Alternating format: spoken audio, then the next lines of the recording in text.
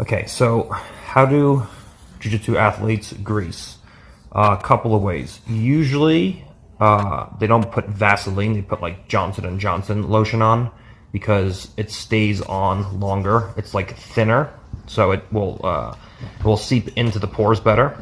And so how they do it is they usually don't like, I've had people who just like grease like right before and then they come out greased.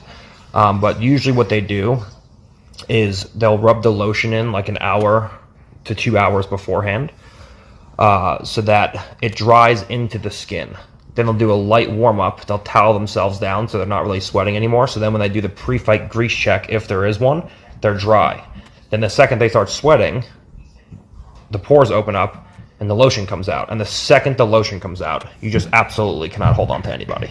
It's really it's a real big difference. It's like basically the friction difference between like training the gi and training no-gi, like shirtless. Like, it's a huge difference. If you don't believe me, don't just put lotion on. Put lotion on, 10 minutes later, get a sweat going. Once you're sweating, mix with the lotion, then roll with your buddy and have him try to hold on to you. And if you want to get real risky, do it shirtless, and you'll see. Greasing is a serious fucking problem. Another way guys do it is, what they'll do is if they have grease checks and they want to do a strong warm-up, because let's say a lot of guys put the lotion on, they do a light warm-up so they're not really that sweaty, and they come out and they compete.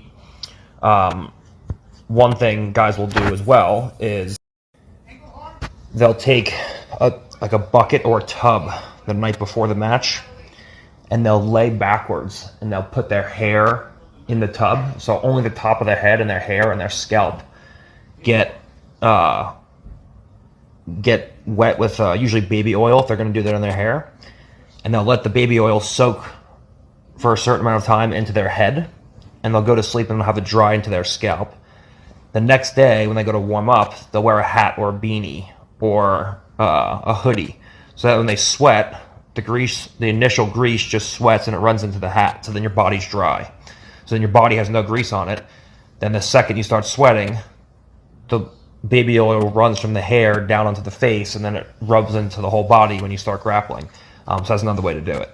But just experiment with it. Lotion yourself up and have your buddy try to hold on to you while you stall. Now, how do we solve this is the question. Long sleeve rash guards and spats are definitely a great way to do it, but there has to be a two-tiered approach to greasing, right? Because if you get caught greasing in a match, it's hard to DQ a guy, which I think you should DQ them anyways.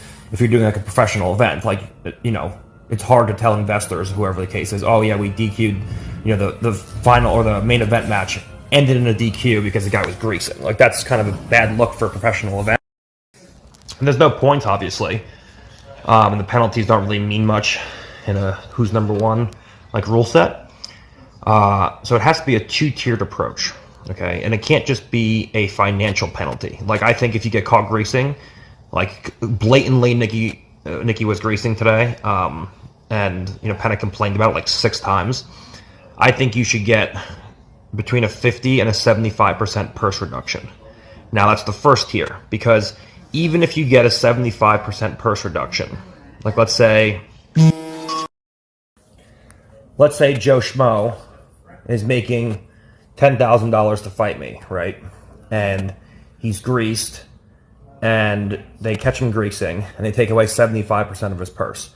And for whatever reason, let's say Joe Schmo ends up on my back, and he's got grease all over him, and I have a defensive hand in place, and I'm holding on. It's a grip that usually works, but there's grease, so the grip doesn't work, and he rips his hand out with the grease, and he shoots under my neck, and he strangles me.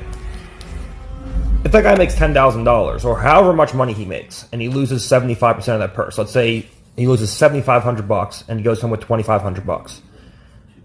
The brand recognition that he's going to get and the money that he's going to make from beating me is going to be 1,000,000 times whatever money he lost because of the fact that he was greased. So you can't just take money away from the guy, because if they use the grease to beat a high-profile name, the purse doesn't matter. Like, even if a guy's making $100,000, which nobody is, and he loses 100% of his purse, but he beats me, he's still going to generate more than $100,000 just because he beat me, right? So it can't be just a financial penalty. It has to be a financial penalty where the other athlete gets part of their purse, okay? And it has to be a penalty in the match, which will make it harder for the person to win the match. Whether it's EBI overtime and you're adding, a minute to the ride time or whatever the case is, or you're taking escape time off, whether it's ADCC points and you get like, you get like 3 negatives or something, or it's who's number one and you get like 3 negatives, or, the judges score it very heavily negatively against the guy who's greasing. There needs to be a 2-tiered approach where not only do you lose money, but it also makes it harder to lose the match. And long sleeve spats and rash guards obviously would make a big difference. And I've literally seen Nicky Rod when he was on my team.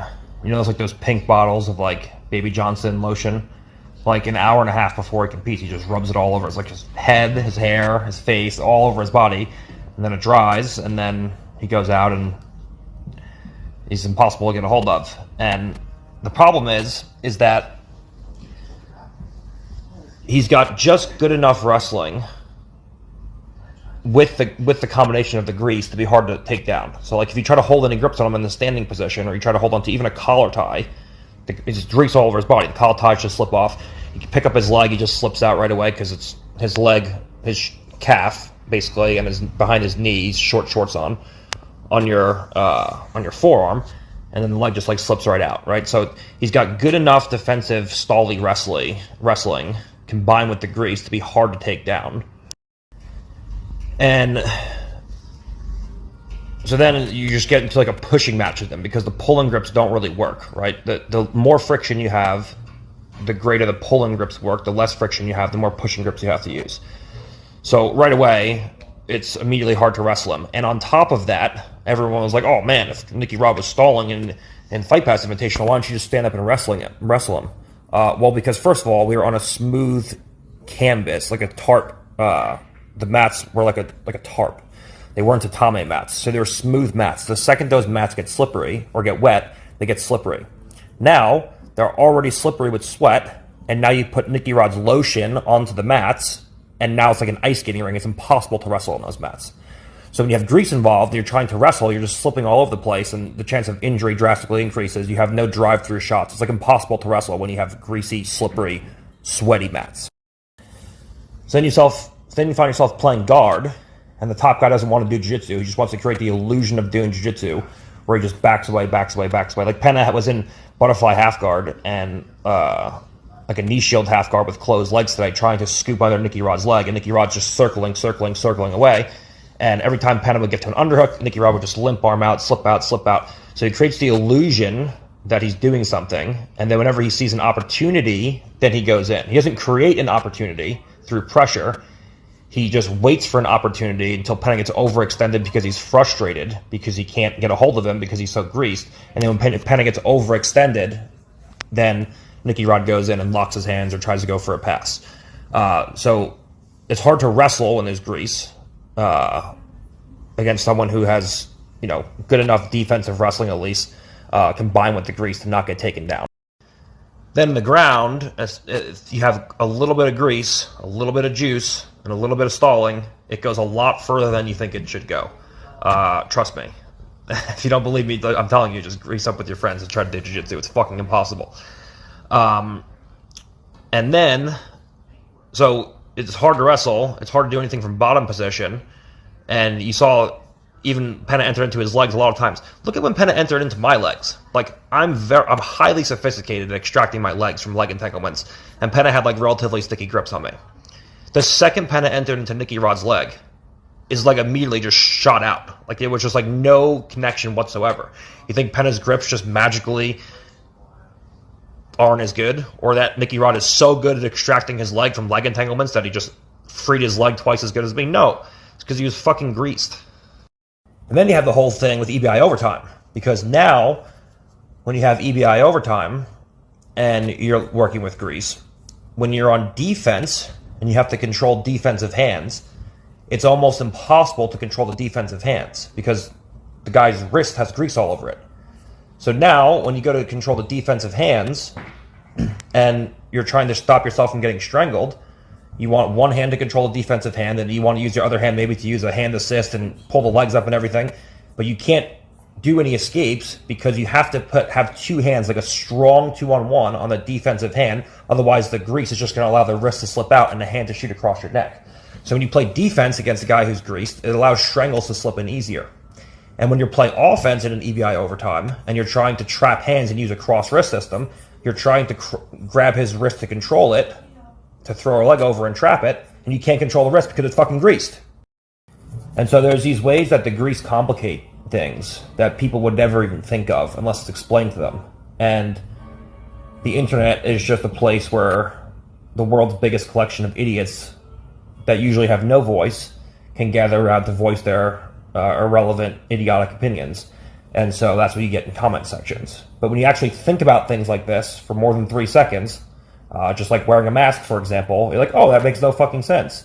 Well, when you're actually explained how much of a difference grease makes, you're like, oh, that makes a lot of sense.